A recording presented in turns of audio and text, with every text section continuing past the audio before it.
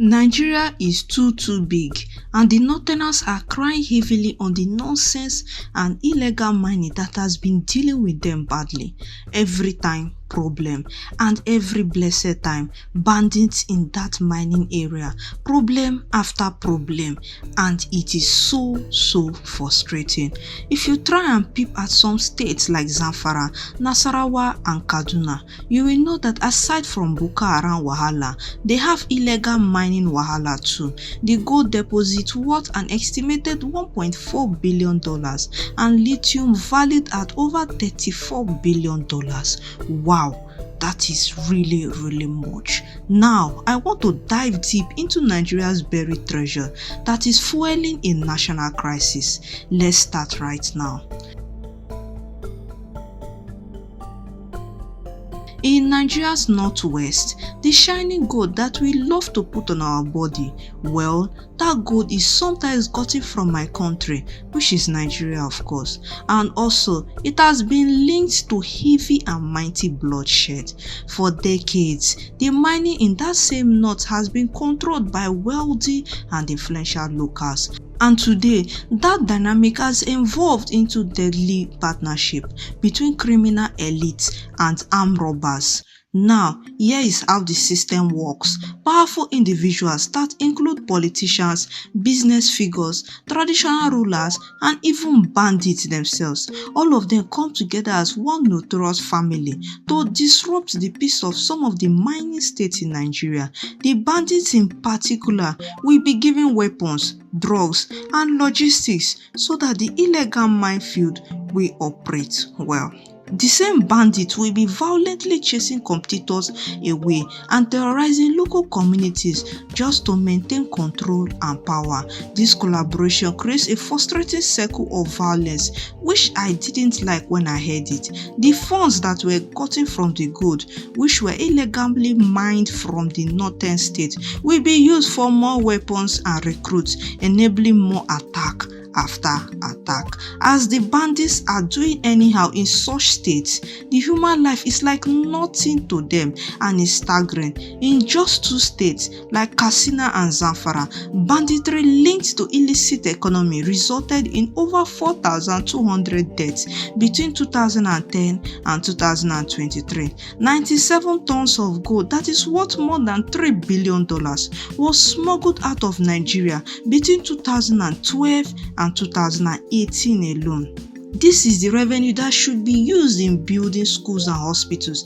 Instead, it is entering the big pockets of criminals and foreign smugglers, with trade routes extending through Chad, Niger, and Libya. Despite government action by declaring no-fly zones and stopping mining in volatile states, the illegal mining and trade still continues even though the government are seeing the rubbish that is going on. These are the bandit special fears: local and foreign gangs raiding mining sites, stealing gold and cash, and kidnapping villages across northern Nigeria.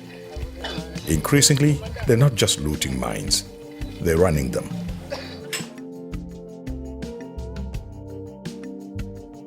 Why gold's link to violence has already been explained. Nigeria's booming lithium sector is now the latest violence that is happening in town. Instead of you calling it lithium, what people call it is the white gold. And before I continue, I need to tell you that lithium is used in electric vehicle batteries and renewable energy storage, and that is why people are rushing it like crazy. I want you to see lithium as the modern day grab and keep to yourself. Chinese firms like Avatar and Ganfeng are the front runners of the lithium companies in the world, and funny enough, they have established multi-million-dollar processing plants in Nasarawa state. Now, you see where this is going, right?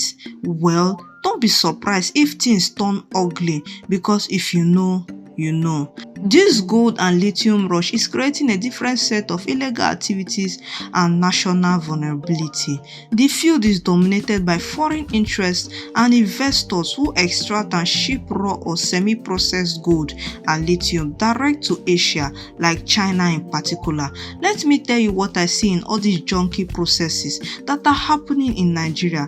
Our past mistakes are happening right now as I'm speaking to you. Our own resources are taken out of the country just for investors' selfish gains. Our resources are extracted again and again and not used for the country's benefit. But seriously, something must be done. Lives have been lost, community destroyed, and things are making people miserable. Left, right, center, back, front, and everywhere. The high global demand has triggered a wave of unlicensed and chaotic mining in places like Kwara State. Illegal miners have deeply destroyed farmlands and has polluted rivers, forcing farmers off their land and children out of school to engage in illegal mining. Experts directly link insecurity in mineral-rich areas to criminal elements taking advantage illegally. The presence of these valuable and smuggled minerals in remote areas creates a target for armed groups, which will establish illegal investment and a lawless environment. We are truly trying in this country, but we are trying to hold on to what we have, but it is looking fruitless. It is well with us in Nigeria. The whitish rock these men are chipping away at is lithium.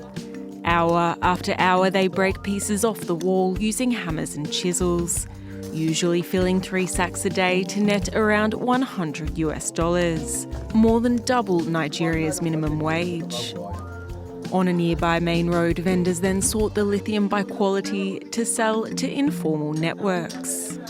My dear people, there are consequences to everything. In fact, there have been some environmental poison issues, and I remember one issue in particular. In 2010, there was a poisoning disaster in Zamfara that killed hundreds of children because of the pollution of water that was done by lithium mining runoff.